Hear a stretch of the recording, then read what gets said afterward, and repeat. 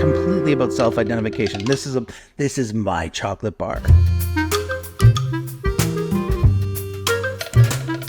Hey, Steve. Hey, Matthew. Listen, this is becoming old hat now, man. Congratulations. I think we're, somewhere in the neighborhood of 13, 14 episodes into this, and that's exciting for me. Wow, is it as many as that? Holy smokes. Yeah, I mean, by the time this one gets out, we'll have done hopefully 50 of these, but I don't know. We'll see. I'm not going to set anything up. I'm just going to play the video this time. All right, let's do it.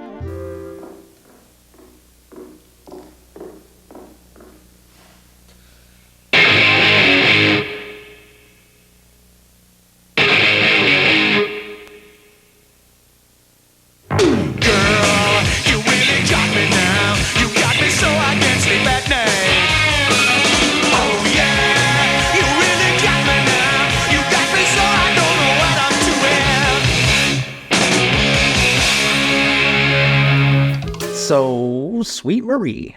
Yeah, now Sweet Marie's a Canadian chocolate bar. We don't see it in the US, so let's just note that. Let's just note that right out the gate. And when this ad was created, Sweet Marie was struggling. They were struggling a bit because their target market were basically teenage boys who have big appetites and gobble up chocolate bars, and they needed to appeal to them. So this is the ad that they came up with. And it's a brilliant ad.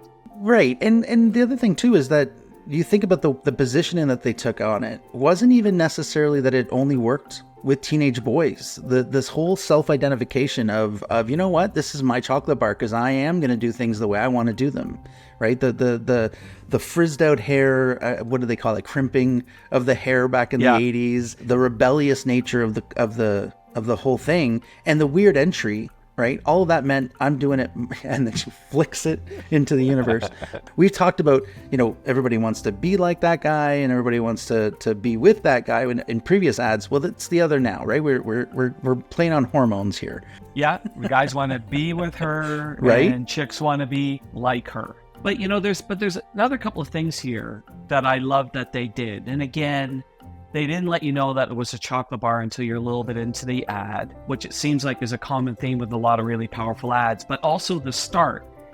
It's a weird entry, but it's also, so it's a little bit mysterious because this guy walks out onto the stage with a violin.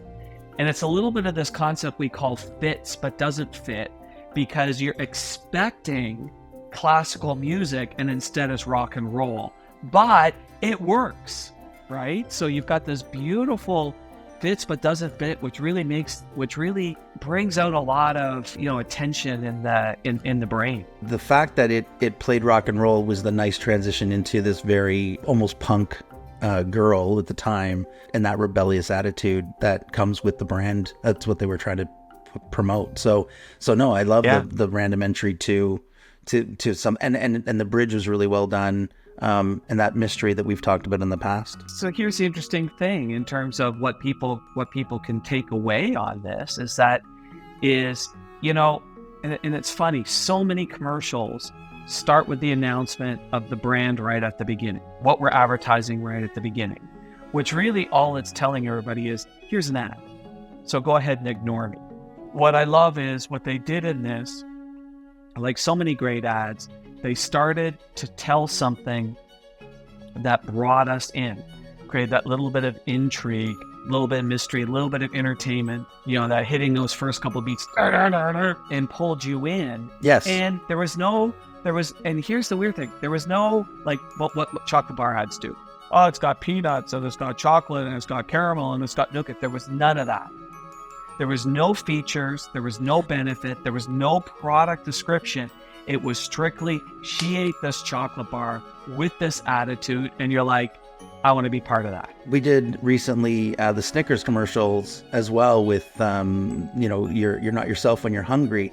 And that played right into like, why would you want to eat it? This ad gives none of that. It's completely about self-identification. This is my chocolate bar. Unlike a lot of the ads that we like, the Sweet Marie label and wrapper was really truly really early in the ad. But what they did was, this was brilliant because it was only a 30-second ad. Most of the ads we watch have been a minute. Some of them have been, we had one that was 4.5 minutes, right? Any of the YouTube style ads, those ones are going to be a little longer. But they did a great job in packing this down into a really small package and allowing the viewer to insert themselves, right? Remember correctly, the original name of the chocolate bar was inspired by an old song from the old little love song thing from the 30s or 40s or something that actually had this really, actually sweet feeling to it, right? Rather than now going to this, let's pivot it and go to this completely rebellious side, which is kind of funny on its own. That's a juxtaposition I did not expect. I'm glad you knew that tidbit of information, because I had no idea. That is funny that they went in a completely different direction to try and get the new people to eat it. Now, the chocolate bar is very similar to what, like a Mr. Big or an O. Henry, right? It's a very similar chocolate bar from memory. Yeah, it's very similar. Yeah, it's very similar to an O. Henry for sure. Here's the thing. A lot of our ads have very similar, the ones that we like, the ones that we highlight, they have very similar things. So like Steven said, really good takeaway is, don't lead with who you are and what you're doing. Try and bury some of the facts and features and benefits that they don't really do you any justice. Find the emotion that you want to pull out of the people watching, your potential customers. Know that going in, and then put together an ad that goes down that path, that makes somebody feel the thing that you want them to feel about your brand. Apple does this really well. Most of the major brands do this. Nike is brilliant at it. I promise you we'll do a Nike ad at some point or another, because they're incredible. But yeah, no, it's the takeaway is you don't need to be so overhanded in your advertising. You can be a little aloof and be creative and have fun, because that's what people want when they experience your brand. Anyway, appreciate everybody. We'll talk soon. Thanks, everyone.